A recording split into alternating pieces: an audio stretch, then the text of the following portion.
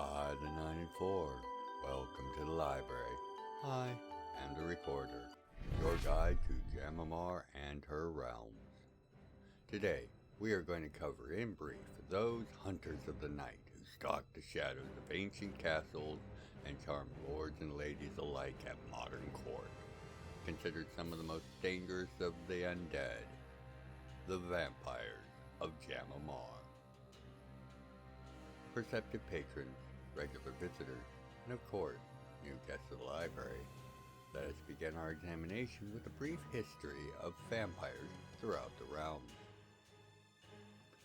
Originating far in the past during the Age of Elders, vampires were the result of experimentations with necromancy and an early search for immortality.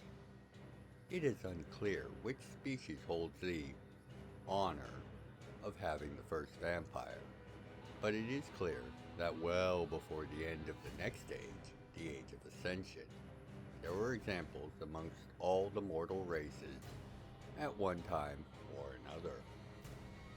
The NLR and dragon races as elders were beyond the power of vampires to infect and spread their dark gift to.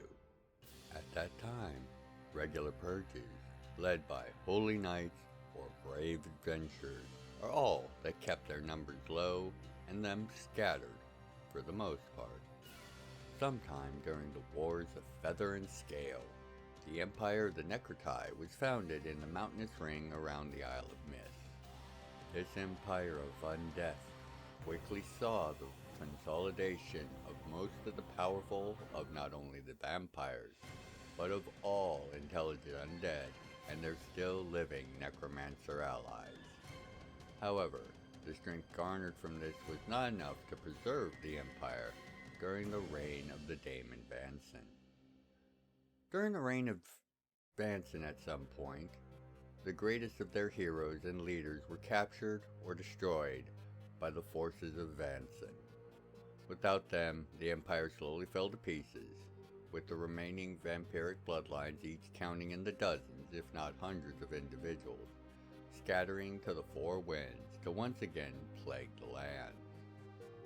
By the end of the Age of Mortals, few bloodlines still had any sort of overarching organization or internal consistency, reduced to individual broods carefully maintaining and protecting the established territories they had gained. It is during the next age, the Age of Valor, that we see the next major shake-up for the vampires. Up until this point, the various lines of vampires were, despite some minor variation, largely the same as far as abilities and weaknesses are concerned. Direct sunlight, blessed water and icons, as well as stakes or other objects to the heart, were all capable of laying a vampire low. While they were immune to most other forms of non-magical attack, with magical forms of attack only faring better in the fact that they could, in theory, hurt vampires far easier. This was countered by vampires of any age often being talented casters in their own rights. So, it is with these that most vampires are fought. Sunlight, blessed objects, and stakes to the heart. However, after the rise of pure evil, the vampire, to the ranks of the divine as a god, he created the necropolis, and with it another grand consolidation of the forces of undeath began. During the time he also created his own divine vampiric bloodline, beginning with the builders and craftsmen that had built the necropolis, now known as the Lost Clan. This new vampire line was stronger, more potent, and utterly devoted to their god. However, they were few in number, and while growing slowly compared to the rest of vampire kind, were still overwhelmingly outnumbered, while holding positions of vast authority within the necropolis and vampire societies. And for thousands of years, this is how things went, until the early ages of the Age of Stars and the resurgent Necrotai Empire. Utterly appalled at the slavery practiced by the necropolis in the form of undead who were sapient, soul-bearing, and intelligent, being bound to another's will, the Necrotai Empire revealed its presence to the world with the surprise assault and resultant destruction of the necropolis via massive numbers of planted explosives. While ending the threat of the necropolis, the consequences of this action have been slow to reveal themselves, but are, nonetheless, profound on the natures of vampires within the realms.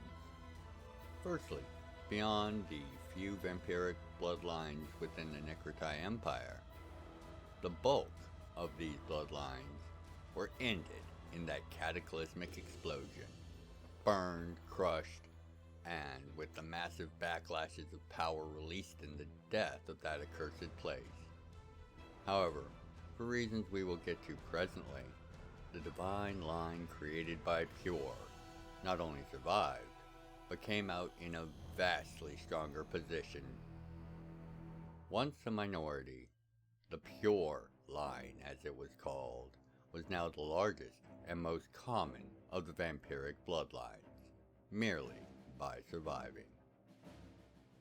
The reason for this survival, where most met their true deaths, lies in one of the gifts Pure bestowed along with his undead embrace, the gift of the Heart Case, a mystic and physical shroud for the vampire's heart that becomes stronger as they age, while also granting extended powers and resistances to the vampires. While those vampires sired directly by pure evil himself have heart cases made of star metal, those not of his direct touch will be implanted with an enchanted shard of alloy magical materials created for this purpose. It will spread its mass loosely around the heart and begin to thicken and grow as the fledgling vampire feeds and gains power.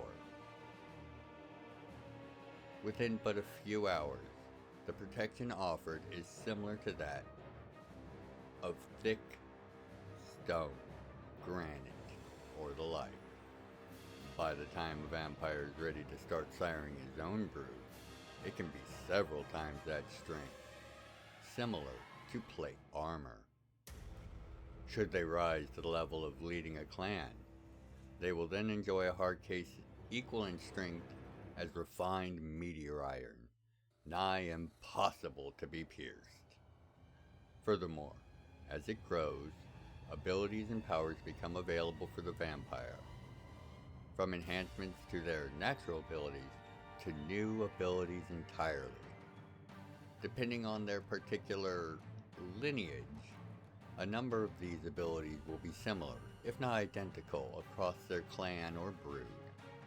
But almost no two vampires have exactly the same set of powers beyond what would be considered baseline: super strength, invulnerability to most basic weapons, or the like. With their heart being protected from all but the most savage or ruinous of attacks, many of the pure line will seek to awaken their heart case in such a way as to gain some resistance to the existing weaknesses, sunlight, and blessed items. However, to activate these most powerful protections, they must do what is generally considered impossible: sire a vampire dragon.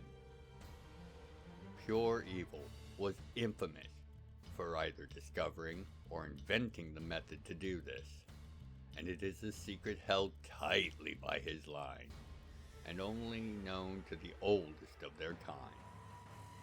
However, when a vampire is at the point where they can no longer grow in vampiric prowess, this knowledge will be imparted by the heart case itself, and with it, the chance to sire a single dragon vampire. Those that succeed are heralded amongst the greatest of their kind, allowed to form their own bloodlines in earnest as an elder vampire. These beings, now freed of the dangers of all but the most focused and pure of the sun's rays, or the most direct or specialized application of the holy, such elder vampires are capable of untold evil, nearly beyond the reproach from any but their own kind or the gods themselves. But we shall explore the society that this has resulted in, as well as go into more depth into the horror that are the vampire dragons in our next entry. For now, my perceptive patrons, regular visitors, and new guests of the library, I, as always, have been the recorder. Thank you for your time, your interest, and your support. Please don't forget to subscribe, like, and comment with what you would like to learn about the vampires of Jam'mar or of the realms in general. Until you next make your way back to the library for another entry, by the 9 and 4, be well, take care of yourselves and each other. If you'd like to contribute to the further exploration and explanation of the realms, please consider leaving a comment, a like, and sharing the video around. I read all the comments and make efforts to reply to each. Thank you for helping to grow the channel, and know I look forward to each and every one of your comments. Other methods of support can be found in the channel's description. Thank you for watching.